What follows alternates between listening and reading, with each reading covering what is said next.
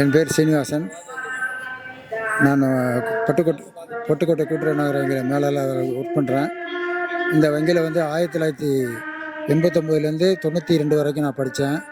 நான் படிக்கும்போது மரியாதைக்குரிய ஐயா தேவாசிரியர் அவர்கள் தலைமை ஆசிரியர் இருந்தாங்க.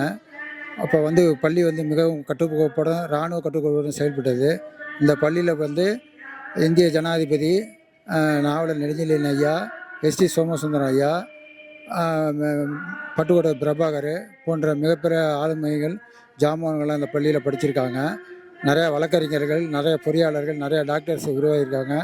இந்த பள்ளியில் படித்ததுக்கு நானும் பெருமைப்படுகிறேன். இந்த பள்ளிக்கு தேவையான உதவிகளை என்னால் முடிஞ்ச அளவுக்கு நான் செஞ்சுருக்கேன். நன்றி, வணக்கம்.